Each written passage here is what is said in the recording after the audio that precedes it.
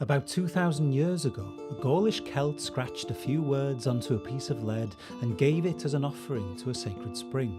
Why? You're about to find out.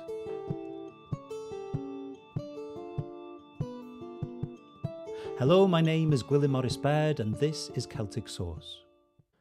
2,000 years ago, the springs of Roche-du-Source were sacred to the Celts. They're found in the Arverni region of France, a name that derives from the Arverni tribe that once lived there.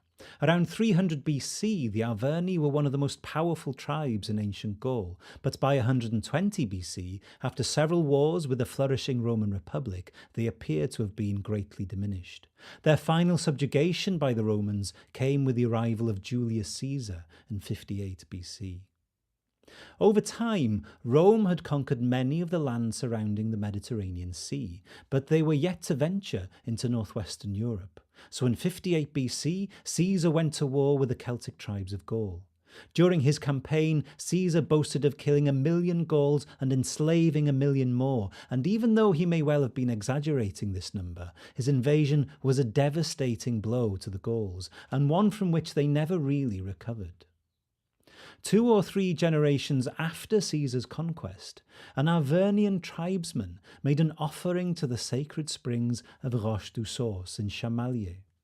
This offering, known today as the Tablet of Chamalières, suggests that after their conquest, the Arvernians had adjusted somewhat to their new life in the Roman Empire.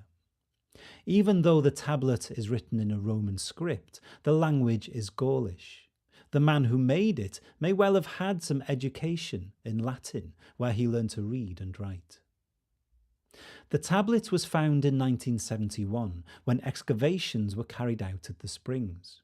The archaeologists uncovered one of the largest finds of Gallo-Roman votive offerings ever made. Many of these wooden offerings are on display in the local museum, the Musée Bargoin.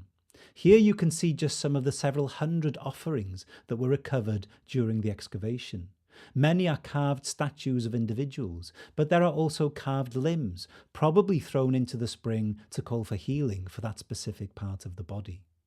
The carvings combine Celtic and Roman styles and are probably the work of several different artists.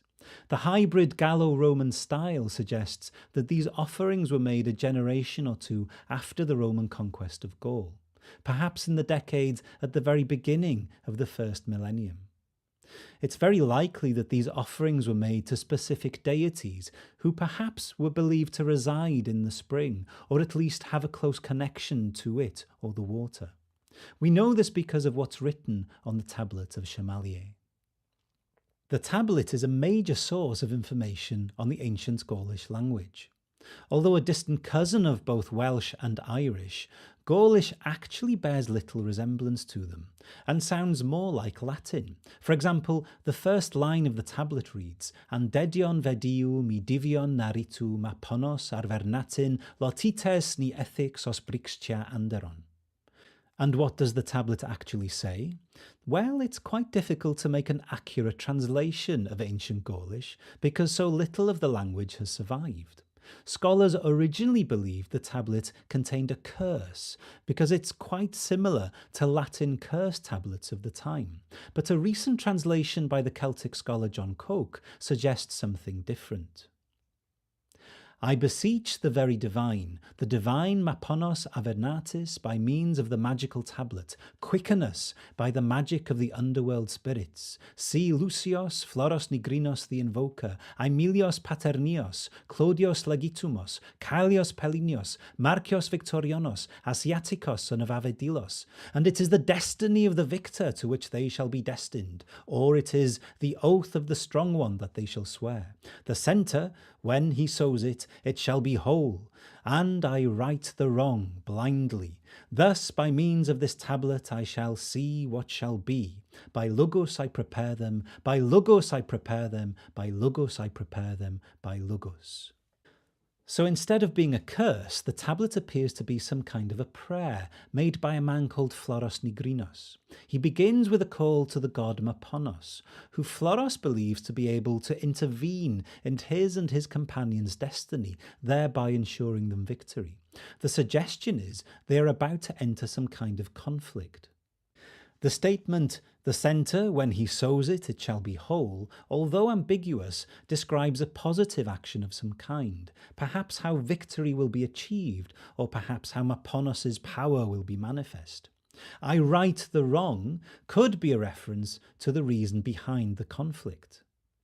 Was Floros Nigrinos intending to take some kind of revenge? The need to create an offering in this manner suggests he was very concerned with the outcome, and he may have believed that this act of revenge would put them all in mortal danger. The tablet also suggests that Floros submits himself to whatever destiny Maponos chooses for him, in quite a humble way, subjecting himself to Maponos, a figure we'll take a closer look at in the online course. The final oath appears to be made to Lugus, another Celtic god who was very popular at this time. In the last video, that you can watch here, we looked at a much earlier invocation of Lugus. I mentioned in that video that Lugus's name may actually mean something like oath. He was perhaps the god that warriors made oaths to. Floros Nigrinos and his companions may have been members of a tribe that was conquered and assimilated by the Romans, but it's possible that this tablet shows they still acted as Celtic warriors of the Arverni tribe. The tablet of Chamalières tells us a great deal about not only the ancient Gaulish language, but also what the Celts of this time believed and how they interacted with their gods in the landscape. We find suggestions of similar beliefs preserved in the medieval cultures of Ireland and Wales. What do you think? Why was Floros evoking Maponos in particular? If you have any answers or suggestions, let me know in the comment section below. You can download the different sources I've used to make this video from celticsource.online. Just follow the link in the description below. Thanks for watching. If you found this video interesting, please like and share, and if you want to see more, subscribe and click the bell. Diolch yn fawr iawn.